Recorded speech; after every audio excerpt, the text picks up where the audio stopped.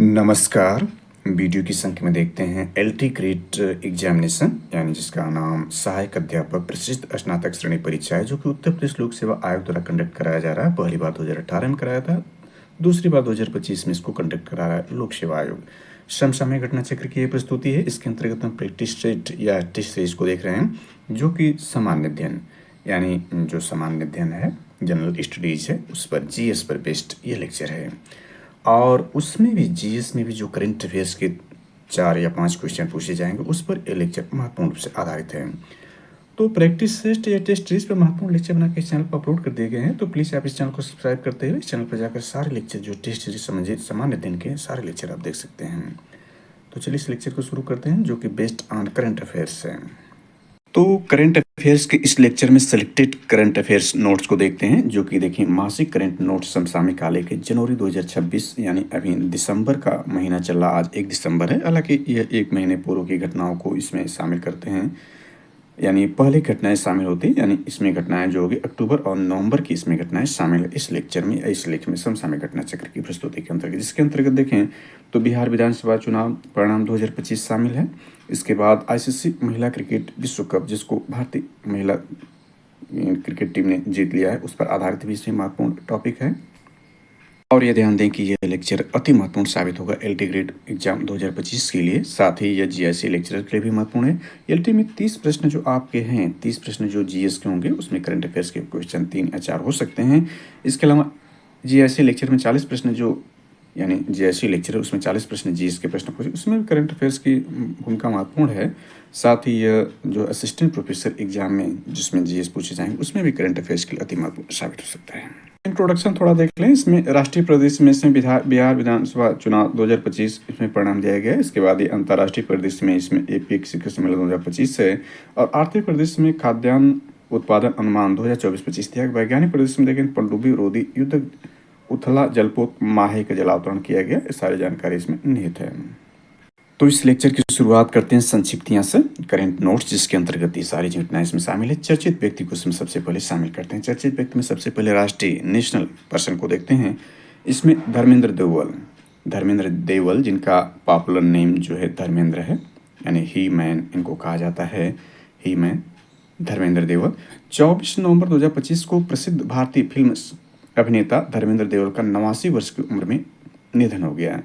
उनकी पहली release film जीवन मृत्यु थी। उन्हें वर्ष 2012 में पद्म भूषण से सम्मानित किया गया था। दूसरे देखें न्यायमूर्ति सूर्यकांत जी हैं। इसमें देखें 24 नवंबर 2025 को भारत के 53वें मुख्य न्यायाधीश यानी CGI chief justice of India का पदभार ग्रहण किया। उन्हें न्यायमूर्ति BR गवई का स्थान लिया। उन्होंने इससे पूर्व जो 52वें सीजीआई थे, BR गवई जी थे, उनका स्थान लिया। ये दोनों घटनाएं देखें संयोग से 24 नवंबर को इनका देहांत होता है। 24 नवंबर को ही न्यायमूर्ति सूर्यकांत जी सीजीआई बनते हैं। द्रौपदी मुर्मू जी के बारे में देखें तो ये है, यानी भारत की 15वीं राष्ट्रपति, जो वर्तमान में 15वीं राष्ट्रपति द्रौपदी मुर्मू जी हैं, और महिलाओं में दूसरी राष्ट्रपति हैं। पहली राष्ट्रपति जो है प्रतिभा पाटिल जी थी, दूसरी राष्ट्रपति ये हैं। तो इसमें देखें 29 अक्टूबर 2025 को राष्ट्रपति द्रौपदी मुर्मू ने हरियाणा के अंबाला, ध्यान रखें हरियाणा के अंबाला वायुसेना स्टेशन से राफेल लड़ाकू विमान में उड़ान भरी। इसके साथ वे भारतीय वायुसेना के 2 लड़ाकू विमानों से उड़ान भरने वाले देश की पहली राष्ट्रपति बनी। ध्यान रखना, देश की पहली राष्ट्रपति, महिला राष्ट्रपति नहीं, पहली राष्ट्रपति बनी। इससे पहले उन्होंने वर्ष 2023 में सुखोई 30 MKI उड़ान भरी थी, यानी 2023 में सुखोई 30 MKI उड़ान भरती, और अभी 29 अक्टूबर को जो है राफेल लड़ाकू विमान से उड़ान भरी। पीयूष पांडे के बारे में देखें। 24 अक्टूबर 2025 को विज्ञापन जगत के दिग्गज और एड गुरु पीयूष पांडे का निधन हो गया। यानी 24 अक्टूबर को धर्मेंद्र का भी निधन हुआ था, जो ही मैन के नाम से जाने जाते हैं, बहुत पॉपुलर एक्टर बॉलीवुड के। और 24 अक्टूबर को पीयूष पांडे का भी निधन हुआ। ये कौन है? दिग्गज और एड गुरु पीयूष पांडे का निधन हो गया। इन्होंने भारतीय विज्ञान क्षेत्र में विभिन्न ब्रांड्स के लिए कई आइकॉनिक लाइन्स थे, जिनमें 2 बूंद जिंदगी की, मिले सुर मेरा तुम्हारा, अब की बार मोदी सरकार, ठंडा मतलब कोका कोला इत्यादि प्रमुख हैं। यानी ये विभिन्न ब्रांड्स के लिए आइकॉनिक लाइन्स जो इन्होंने दिया था। उन्हें वर्ष 2016 में पद्मश्री से सम्मानित किया गया। नागरिक सम्मान में चौथे नंबर पर जो सर्वोच्च नागरिक सम्मान पद्मश्री है, पहले स्थान पर भारत रत्न है, जो कि 2024 में 5 लोगों को दिया गया था। इसमें 2 पूर्व भारतीय प्रधानमंत्री भी शामिल थे। कुल मिलाकर अब तक 53 लोगों को देश का सर्वोच्च नागरिक सम्मान मिल चुका है। दूसरे स्थान पर पद्म विभूषण, तीसरे स्थान पर पद्म भूषण और चौथे स्थान पर यही पद्मश्री है। इसके बाद गोवर्धन असरानी, इनका जो पॉपुलर नेम है असरानी के नाम से सभी लोग जानते हैं, यानी अंग्रेजों के ज़माने के जेलर, जो कि शोले फिल्म में इन्होंने अपनी यादगार भूमिका निभाई थी। तो इनका पूरा नाम गोवर्धन असरानी जी है। इनका भी निधन हो गया, यानी धर्मेंद्र के से 4 दिन पहले इनका निधन हुआ था। सॉरी, 4 दिन नहीं बल्कि 1 महीने 4 दिन पूर्व इनका निधन हुआ था। अक्टूबर में ही इनका निधन हुआ। 20 अक्टूबर 2025 को हिंदी सिनेमा के वरिष्ठ अभिनेता और फिल्म निर्देशक गोवर्धन असरानी का निधन हो गया। उन्होंने 350 ज़्यादा हिंदी और गुजराती फिल्मों में अभिनय किया था। उन्हें शोले फिल्म के जेलर की भूमिका में उनके अभिनय के लिए विशेष रूप से जाना जाता है। अभी देखें 2025 में जो शोले को रिलीज हुई, 50 वर्ष पूरा हुआ, उसकी जो है गोल्डन जुबली मनाई गई। तो यहाँ पर देख सकते हैं उन्होंने वर्ष 1974 में आज की ताज़ा खबर और वर्ष 1970 में बालिका वधू में अपने अभिनय के लिए सर्वश्रेष्ठ हास्य अभिनेता का फिल्म फेयर पुरस्कार जीता था। अगला चलिए देखते हैं, इसमें विवेक मेनन जी के बारे में देखें तो यह अक्टूबर 2025 में प्रसिद्ध वन्यजीव संरक्षणविद विवेक मेनन वर्ष 2025-29 की अवधि के लिए IUCN स्पीसीज सर्वाइवल कमीशन के नए अध्यक्ष चुने गए। वे इस आयोग के पहले एशियाई अध्यक्ष, वेरी वेरी इंपॉर्टेंट हैं कि पहले एशियाई अध्यक्ष हैं। भारत थम्मीनेनी के बारे में देखें, भरत थम्मीनेनी है। अक्टूबर 2025 में आंध्र प्रदेश के कुर्नूल की पर्वतारोही भरत थम्मीनेनी विश्व की 14 सबसे ऊंची चोटियों में से 9 चोटियों पर चढ़ने वाले पहले भारतीय बने। उन्होंने छठे सबसे ऊंचे पर्वत माउंट ओयू 8,188 मीटर पर सफलतापूर्वक चढ़ाई कर यह उपलब्धि हासिल की। इसके बाद न्यायमूर्ति प्रतिभा M सिंह के बारे में देखें। अक्टूबर 2025 में दिल्ली उच्च न्यायालय की न्यायाधीश न्यायमूर्ति प्रतिभा M सिंह को विश्व बौद्धिक संपदा यानी विपो के न्यायाधीशों के सलाहकार बोर्ड का अध्यक्ष नियुक्त किया गया। उनका कार्यकाल 2025 से 2027 यानी 2 वर्ष के लिए है। पंकज धीर देखें, जो कि महाभारत, जो पुराना महाभारत उसमें कर्ण की भूमिका इन्होंने निभाई थी, बहुत ही पॉपुलर एक्टर ये भी रहे हैं। इनका भी निधन हुआ 15 अक्टूबर 2025 को, यानी असरानी से भी 5 दिन पूर्व इनका निधन हुआ था। असरानी जी का निधन 20 अक्टूबर को हुआ था और इनका उनसे 5 दिन पूर्व 15 अक्टूबर को निधन हुआ। और धर्मेंद्र जी का निधन जो है वह 24 नवंबर को हुआ। तो 15 अक्टूबर 2025 को प्रसिद्ध अभिनेता पंकज धीर का निधन हो गया। उन्होंने BR चोपड़ा के प्रसिद्ध टीवी शो महाभारत में कर्ण भूमिका निभाई थी। इसके बाद गोपीनाथ स्वयं को देखें। 2 अक्टूबर 2025 को उड़ीसा के लोकप्रिय लोक नृत्य कृष्ण लीला के प्रसिद्ध गायक गोपीनाथ स्वयं का निधन हो गया। 2 अक्टूबर को गांधी जयंती और लाल बहादुर शास्त्री के दिवस पर ही इनका निधन होता कृष्ण गोपीनाथ स्वयं का। उन्हें कला जगत में उल्लेखनीय योगदान के लिए 2024 में पद्मश्री से सम्मानित किया गया था। पंडित छन्नूलाल मिश्र देखें, यह भी बहुत महत्वपूर्ण है। इनका भी 2 अक्टूबर को ही निधन हुआ। गांधी जयंती और लाल बहादुर शास्त्री की जयंती की उपलक्ष्य में 2 लोगों का देखें तो प्रसिद्ध गायक और हिंदुस्तान शास्त्रीय संगीत के दिग्गज पंडित छन्नूलाल मिश्र का निधन हो गया। ध्यान रखें, यह है कि गायक प्रसिद्ध गायक है, हिंदुस्तानी शास्त्रीय संगीत के दिग्गज हैं। इन्होंने ख्याल, ठुमरी, दादरा, चैती, कजरी, भजन जैसी विधाओं में महत्वपूर्ण योगदान दिया। उन्होंने अपने पिता बद्री प्रसाद मिश्र के साथ साथ किराने घराने, ध्यान रखें, किराने घराने के उस्ताद अब्दुल गनी खां और ठाकुर जयदेव सिंह से संगीत की शिक्षा प्राप्त की। उन्हें वर्ष 2020 में पद्म विभूषण, ध्यान रखें, ये दूसरा सर्वोच्च सम्मान है, और वर्ष 2000 पद्म भूषण से सम्मानित किया गया था। तीसरा सर्वोच्च सम्मान है नागरिक सम्मानों में। इसके अंतर्गत थोड़ी सी और जानकारी ऐड करें। अन्य राष्ट्रीय व्यक्ति के अंतर्गत नियुक्ति में देखें तो इसमें यह आप देख सकते हैं, इसमें देखें R वेंकटरमण जी को देखें, जो महत्वपूर्ण है, सिलेक्टेड नोट्स के रूप में हम देख रहे हैं। तो 26 सितंबर 2025 को केंद्र सरकार द्वारा 2 वर्ष के लिए पुनः भारत के महान्यायवादी अटॉर्नी जनरल ऑफ इंडिया नियुक्त किया गया, इसको R वेंकटरमण को। शिरीष चंद्र मुर्मू देखें तो सितंबर 2025 में केंद्र सरकार ने शिरीष चंद्र मुर्मू को भारतीय रिजर्व बैंक RBI के डिप्टी गवर्नर नियुक्त किया। इसके बाद सारे जानकारी देख सकते हैं। यहाँ पर शोभा गुप्ता जी के बारे में देखें, 30 सितंबर 2025 को रक्षा संपदा महानिदेशक के रूप में पदभार इन्होंने ग्रहण किया। इसके बाद अन्य राष्ट्रीय व्यक्ति निधन के रूप में देखें तो सतीश शाह, ये भी पॉपुलर बॉलीवुड एक्टर हैं। 25 अक्टूबर 2025 को बॉलीवुड के प्रसिद्ध हास्य अभिनेता का निधन हुआ। बाबू बाला सरस्वती देवी देखें, 15 अक्टूबर 2025 को तेलुगु सिनेमा की पहली पार्श्व गायिका मानी जाने वाली प्रसिद्ध अभिनेत्री और गायिका का निधन हुआ। अन्य राष्ट्रीय व्यक्ति के अंतर्गत देखें तो ग्रुप कैप्टन शुभांशु शुक्ला, जो भारत के प्रथम अंतरिक्ष यात्री बने हैं, यानी अंतरिक्ष में बल्कि अंतरिक्ष स्टेशन पर जाने प्रथम अंतरिक्ष यात्री राकेश शर्मा थे, जो 1984 में गए थे। ये जो अंतरिक्ष स्टेशन में जाने वाले पहले भारतीय व्यक्ति बने हैं। तो अक्टूबर 2025 में अंतरिक्ष अंतर्राष्ट्रीय अंतरिक्ष स्टेशन ISS पर पहुंचने वाले पहले भारतीय ग्रुप कैप्टन, ध्यान रखें ग्रुप कैप्टन शुभांशु शुक्ला विकसित भारत बिल्डथॉन 2025 के ब्रांड एम्बेसडर बने। अंतर्राष्ट्रीय व्यक्ति के अंतर्गत कुछ सिलेक्टेड नोट्स में देखें तो आपका ये बनते हैं, यानी खालिद अल इनानी देखें तो नवंबर 2025 में मिस्र के खालिद अल इनानी यूनेस्को के नए महानिदेशक बने। इनका कार्यकाल 4 वर्ष का होगा, 2029 तक रहेंगे। इस पद पर उन्होंने आड्रे उजोले का स्थान लिया। इसके बाद ये भी आप देख सकते हैं, इसमें महत्वपूर्ण रूप से अधिक सिलेक्टेड रूप में देखें तो अनीता आनंद जो भारतीय मूल की रही हैं, अक्टूबर 2025 में कनाडा की विदेश मंत्री अनीता आनंद भारत की यात्रा पर रही। इस दौरान उन्होंने भारत के विदेश मंत्री एस जयशंकर के साथ नई दिल्ली में द्विपक्षीय बैठक की थी। और इसमें देखिए महत्वपूर्ण रूप से तो यह अंतर्राष्ट्रीय में साने ताकाइची भी महत्वपूर्ण है।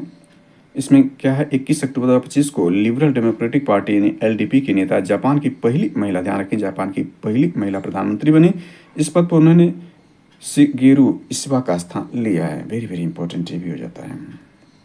अब इसमें जो है प्रमुख घटनाओं का बिंदुवार प्रस्तुतिकरण राष्ट्रीय संगठनों को देख लेते हैं, वन लाइनर के रूप में। वेरी वेरी इंपॉर्टेंट ये हो जाता है, देखते हैं इसे।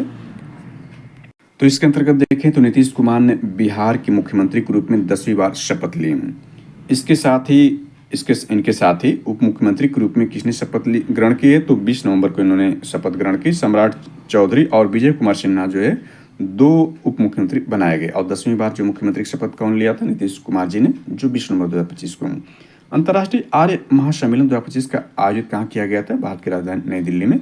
कब, 30 अक्टूबर से 2 नवंबर 2025 के बीच में। यह महासम्मेलन किस उपलक्ष्य में आयोजित किया गया था, तो आर्य समाज की 150वीं वर्षगांठ और महर्षि दयानंद सरस्वती की 200वीं जयंती के अवसर पर महासम्मेलन का आयोजन किया गया था। अंतर्राष्ट्रीय आर्य महासम्मेलन का आयोजन किया, वेरी वेरी इंपॉर्टेंट है।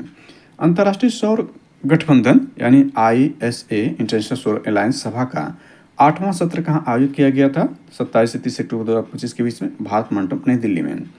इस सत्र की थीम क्या थी, एक सूर्य एक विश्व एक ग्रिड थे। समृद्ध ग्राम फिजिकल सर्विसेज पायलट प्रोजेक्ट किस विभाग की पहल है, अक्टूबर 2025 में दूरसंचार विभाग के टेलीकॉम डिपार्टमेंट की है।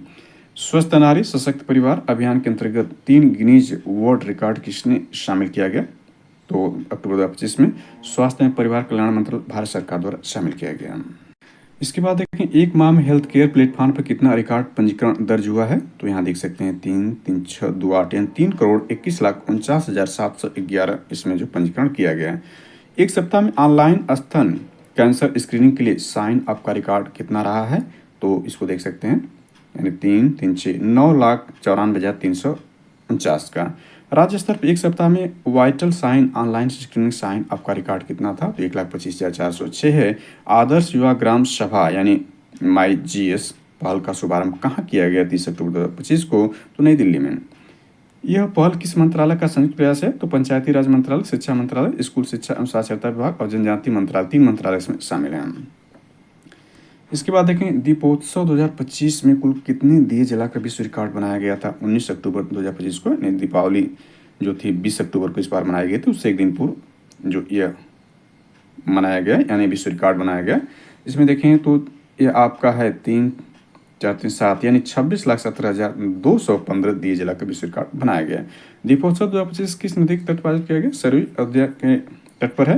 वर्ष 2025 में अयोध्या में कौन सा दीपोत्सव संस्करण आयोजित किया गया, 9वां संस्करण यह रहा।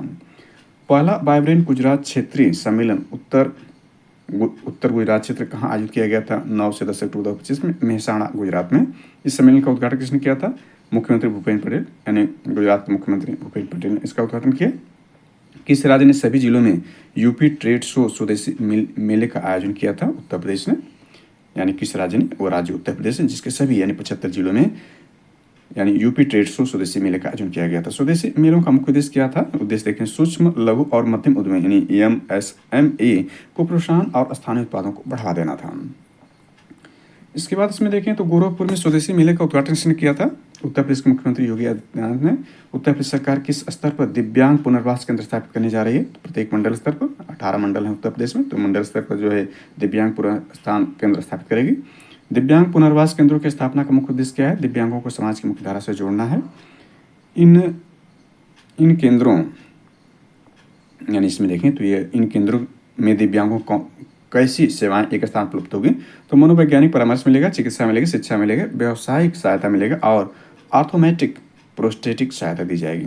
किस नीति का मसौदा सार्वजनिक परामर्श के लिए जारी किया गया अक्टूबर 2025 में? श्रम शक्ति नीति 2025। इसके बाद श्रम शक्ति 2025 किस मंत्रालय ने जारी किया? श्रम एवं रोजगार मंत्रालय द्वारा जारी किया गया। प्रधानमंत्री ने किस परियोजना का उद्घाटन किया जिससे भारत का सबसे बड़ा ग्रीनफील्ड हवाई अड्डा बताया जा रहा है? तो नवी मुंबई अंतर्राष्ट्रीय हवाई अड्डा 8 अक्टूबर 2025 को वायुसेना दिवस के उपलक्ष्य में 8 अक्टूबर को वायुसेना दिवस मनाया जाता है। पटना में मेट्रो सेवा की शुरुआत के साथ बिहार देश का कौन सा मेट्रो राज्य बन गया? 12वां राज्य बना है जहां पर मेट्रो सेवा का शुभारंभ किया गया 6 अक्टूबर 2025 को। दलहन आत्मनिर्भरता मिशन को मंजूरी किसने दी? केंद्रीय मंत्रिमंडल ने 1 अक्टूबर 2025 को। यह मिशन कब से कब तक चलाया जाएगा? 2025-26 से 2030-31 यानी 5 वर्ष के लिए। मिशन के लिए कुल कितने निवेश का प्रावधान है? 11,440 करोड़ का प्रावधान है। कुछ अंतर्राष्ट्रीय महत्वपूर्ण घटनाओं को देख सकते हैं। जलवायु परिवर्तन प्रदर्शन सूचकांक 2026 में भारत को कौन सा स्थान प्राप्त हुआ? नवंबर 2025 में 23वां स्थान प्राप्त हुआ। एशिया प्रशांत आर्थिक सहयोग यानी एपेक, ये एशिया प्रशांत यानी एशिया पैसिफिक इकोनॉमिक कोऑपरेशन शिखर सम्मेलन 2025 की बैठक कहाँ हुई थी? योंगजू दक्षिण कोरिया में। एपिक शिखर सम्मेलन 2025 की थीम क्या थी? थीम देख सकते हैं, यह थीम है बिल्डिंग ए sustainable tomorrow, connect, innovate, prosper. Epic का मुख्यालय कहाँ है? सिंगापुर में है। यूनेस्को द्वारा किस भारतीय शहर को रचनात्मक पाक कला शहर UNESCO creative city of gastronomy घोषित किया गया अक्टूबर 2025 में? लखनऊ को, यानी उत्तर प्रदेश की राजधानी लखनऊ को। ईपी स्पेसिफिकली महत्वपूर्ण है। क्लाइमेट इन इक्वलिटी रिपोर्ट 2025 किसने जारी किया अक्टूबर 2025 में? वर्ल्ड इनइक्वलिटी लैब द्वारा जारी किया गया। इसमें सिलेक्टेड नोट्स के माध्यम से कुछ स्पोर्ट्स की घटनाओं को शामिल कर लेते हैं महत्वपूर्ण से देखें तो क्रिकेट में देखें ईरानी कप 2025-26 ईरानी कप देखें इसमें तो ईरानी कप 2025-26 का आयोजन रणजी ट्रॉफी 2024-25 के विजेता और शेष भारत के मध्य आयोजित किया गया था। 2024-25 का जो रणजी का विजेता था वो विदर्भ था और शेष भारत के बीच यह ईरानी कप खेला जाता है।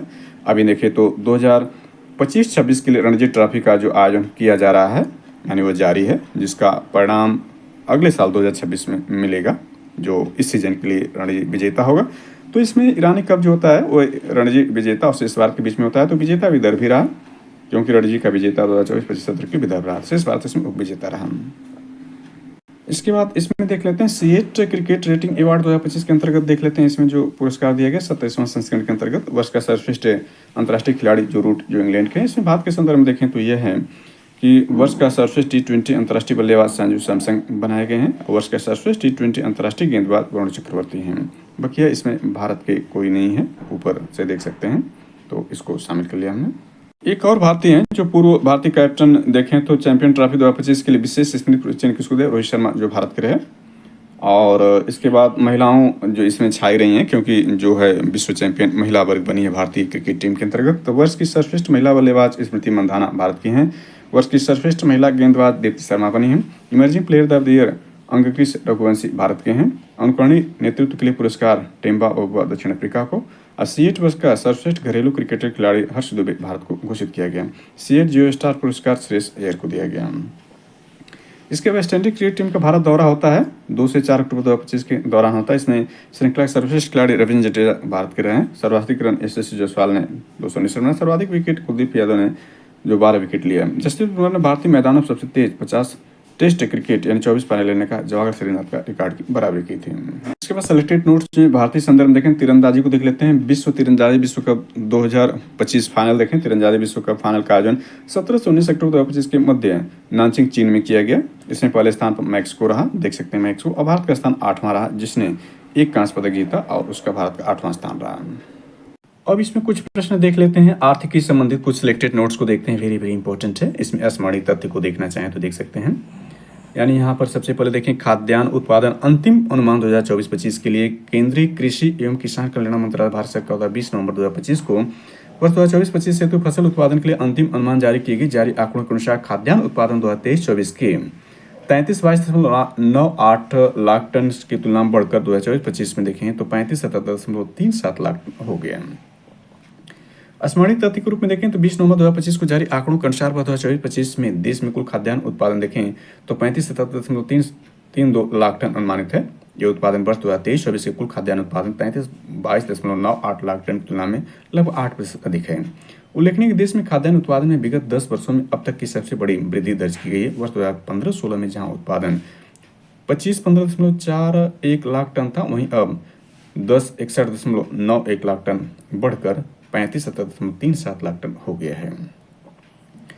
इसमें देखें वर्ष 2024-25 के दौरान कुल खाद्यान्न उत्पादन शीर्ष 5 राज्यों को देखें तो पहले स्थान पर उत्तर प्रदेश है, इंपॉर्टेंट है। 17.85% इसका योगदान है। मध्य प्रदेश दूसरे स्थान, पंजाब तीसरे स्थान, राजस्थान तीसरे स्थान, चौथे स्थान तेलंगाना जो है 5वें स्थान पर है। इसके बाद ये देख सकते हैं कि इसमें जो है वर्ष 2024-25 के दौरान चावल उत्पादन यानी चावल उत्पादन शीर्ष 5 राज्यों में देखें तो उत्तर प्रदेश पहले स्थान पा चुका है, वेरी वेरी इंपॉर्टेंट है। इसका योगदान 13.84 यानी 14% है, 14% से ज़्यादा है, 14%, 13.82% उत्तर प्रदेश का पहले स्थान पर इंपॉर्टेंट हो जाता है। दूसरे स्थान तेलंगाना है, तीसरे स्थान पर वेस्ट बंगाल है, चौथे स्थान पर जो है पंजाब और 5वें स्थान छत्तीसगढ़ है। इसके बाद गेहूं में देखा जाए, गेहूं में भी उत्तर प्रदेश पहले स्थान पर बना हुआ है, पूर्व की बातें। इसमें पहले स्थान पर उत्तर प्रदेश, इसका योगदान 30.23 है, 1/3 योगदान गेहूं का उत्तर प्रदेश के लिए देता है, जो कि क्षेत्रफल में भारत का चौथा सबसे बड़ा राज्य है। जनसंख्या पहले स्थान, मध्य प्रदेश में दूसरा स्थान है, मध्य प्रदेश का भी इसमें दूसरा स्थान। और देखें मध्य प्रदेश जो है कुल खाद्यान्न उत्पादन में दूसरे स्थान पर था, जबकि चावल उत्पादन में मध्य प्रदेश का स्थान नहीं है, तेलंगाना दूसरे स्थान पर था। पंजाब तीसरा है, हरियाणा चौथा है और राजस्थान 5वें स्थान पर गेहूं उत्पादन में। इसके बाद 2024-25 के दौरान दलहन उत्पादन शीर्ष राज्यों में देखें तो मध्य प्रदेश पहले स्थान पा जाता है, फिर महाराष्ट्र, फिर इसके बाद राजस्थान। इसमें उत्तर प्रदेश का स्थान चौथा स्थान है, दलहन उत्पादन वेरी वेरी इंपॉर्टेंट ये भी बन जाता है। इसके बाद वर्ष 2024-25 में तिलहन उत्पादन में देखें तो राजस्थान पहले स्थान पर, फिर मध्य प्रदेश, फिर महाराष्ट्र, गुजरात, इसमें 5वें स्थान पर उत्तर प्रदेश है। इसके बाद चना उत्पादन को देखा जा सकता है, इसमें उत्तर प्रदेश 5वें स्थान पर है। सोयाबीन उत्पादन मध्य प्रदेश का एकाधिकार है, लगभग 50% के आसपास है, मध्य प्रदेश पहले स्थान पर है, इसमें उत्तर प्रदेश शामिल नहीं है सोयाबीन में। मूंगफली उत्पादन में देखें तो उत्तर प्रदेश 5वें स्थान पर है, इसमें एकाधिकार लगभग गुजरात का है मूंगफली उत्पादन में। रेपसीड एवं सरसों उत्पादन देखें तो उत्तर प्रदेश दूसरे स्थान पर, पहले स्थान पर राजस्थान, इसका एकाधिकार है राजस्थान का। गन्ना उत्पादन देखें उत्तर प्रदेश का एकाधिकार है, उत्तर प्रदेश पहले स्थान पर है, 48.57 पर, दूसरे स्थान पर महाराष्ट्र है। गन्ना उत्पादन में उत्तर प्रदेश पहले स्थान पर, लेकिन चीनी उत्पादन में महाराष्ट्र पहले स्थान पर हो जाएगा। इसका आधा लगभग गन्ना उत्पादन करता है महाराष्ट्र, लेकिन चीनी जो है ज़्यादा उत्पादन करता है उत्तर प्रदेश से। कर्नाटक का योगदान यह देख सकते हैं, फिर गुजरात, फिर 5वें स्थान पर तमिलनाडु। कपास उत्पादन में महाराष्ट्र देखें तो पहले स्थान पर, फिर गुजरात है, फिर इसके बाद लगभग दोनों के बराबरी पर चल रहे हैं, गुजरात कुछ पॉइंट में ज़्यादा है, फिर तेलंगाना, कर्नाटक, फिर राजस्थान आ जाता है। अन्य प्रमुख फसलों का उत्पादन देखें लाख टन में जो है आपका यहाँ पर देखा जा सकता है। श्री अन्न पोषक तत्व मोटे अनाज जिनको कहा जाता है, ये देख सकते हैं, ये आपका है। इसके बाद ये सारी जानकारी इसमें दी गई है। इसके बाद QS एशिया यूनिवर्सिटी रैंकिंग 2026 को देख लेते हैं, जो कि 4 नवंबर 2025 को जारी किया गया।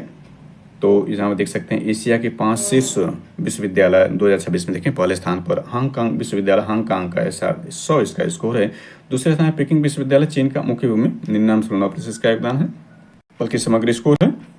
भारत के संदर्भ में देखें 2026 शीर्ष 100 में शामिल भारतीय विश्वविद्यालय पहले स्थान पर जो है 59वीं रैंक के साथ जो है, जिसका स्कोर 78.6 IIT दिल्ली है। दूसरे स्थान पर 64वीं एशियाई रैंक के साथ देखें तो जिसका समग्र स्कोर 76.5 है, इंडियन इंस्टीट्यूट ऑफ साइंस यानी IISc बेंगलुरु का है। तो ये देख सकते हैं भारतीय संस्थान है टॉप 100 में। इसमें थोड़ी जानकारी ऐड कर लेते हैं ICC महिला क्रिकेट विश्व कप 2025 के बारे में। तो यहाँ देख सकते हैं ये जो था 13वां संस्करण था, वर्ष 2025 ICC महिला क्रिकेट विश्व कप का 13वां संस्करण भारत और श्रीलंका में आयोजित किया गया। ये भारत के लिए चौथी बार विश्व कप की मेजबानी करने का अवसर था। इससे पहले भारत देखिए 1978, 1997, 2013 में मेजबानी संभाली थी। ये 8 टीमों के साथ आयोजित होने वाला अंतिम विश्व कप था। अगले संस्करण 2029 में टीमों की संख्या 10 होगी। ऑस्ट्रेलिया वर्ष 2022 में अपना 7वां खिताब जीतकर डिफेंडिंग चैंपियन के रूप में इस टूर्नामेंट में आई थी। 30 सितंबर से 2 नवंबर 2025 तक चले इस टूर्नामेंट यानी इस विश्व कप टूर्नामेंट भारत ने दक्षिण अफ्रीका को फाइनल में 52 रनों से हराकर अपना पहला विश्व कप खिताब जीता। यहाँ पर देख सकते हैं कि स्मरणीय तथ्य में टूर्नामेंट भारत के 4 शहरों बेंगलुरु यानी बाद में नवी मुंबई DY पाटिल स्टेडियम पर स्थापित किया गया, फिर गुवाहाटी, इंदौर और विशाखापट्टनम तथा श्रीलंका कोलंबो में आयोजित किया गया। एक सेमीफाइनल और फाइनल नवी मुंबई में खेला गया, जबकि दूसरा सेमीफाइनल गुवाहाटी में संपन्न हुआ था। टूर्नामेंट का उद्घाटन समारोह 30 सितंबर को Assam cricket association stadium Guwahati में आयोजित किया गया। बॉलीवुड गायिका श्रेया घोषाल ने आधिकारिक विश्व कप गान ब्रिंग इट होम प्रस्तुत किया। लीग चरण में 8 टीमों ने राउंड रॉबिन रूप में प्रस्तुत की। अंक तालिका में ऑस्ट्रेलिया शीर्ष पर रही 13 अंक के साथ, उसके बाद इंग्लैंड 11, दक्षिण अफ्रीका 10 अंक के साथ तीसरा और 7 अंक के साथ भारत जो है नॉकआउट चरण के लिए क्वालिफाई किया था। भारत चौथे स्थान था। पहले सेमीफाइनल 19 अक्टूबर गुवाहाटी में दक्षिण अफ्रीका ने इंग्लैंड को 125 रन की करारी शिखर देकर अपने इतिहास में पहली बार विश्व कप फाइनल प्रवेश किया। लॉरा बोलफॉर्ट ने शानदार 169 रन 143 गेंदों की पारी खेली, जबकि मैरिजिन कप ने 5 विकेट 20 रन के आंकड़े के साथ इंग्लैंड के महज 194 रन समेट दिया था। कैप झूलन गोस्वामी का रिकॉर्ड तोड़कर महिला वनडे विश्व कप इतिहास सर्वाधिक विकेट लेने वाली गेंदबाज बन गई। दूसरे सेमीफाइनल 30 अक्टूबर नवी मुंबई भारत ने ऑस्ट्रेलिया को रोमांचक मुकाबले 5 विकेट से हराकर फाइनल में जगह बनाई। ऑस्ट्रेलिया के 338 रन के जवाब में जेमिमा रोड्रिग्स के बाद 134 गेंदों के बदल भारत ने 48.3 ओवर में दिलाई। यह महिला वनडे इतिहास सबसे बड़ा सफल रन चेज था।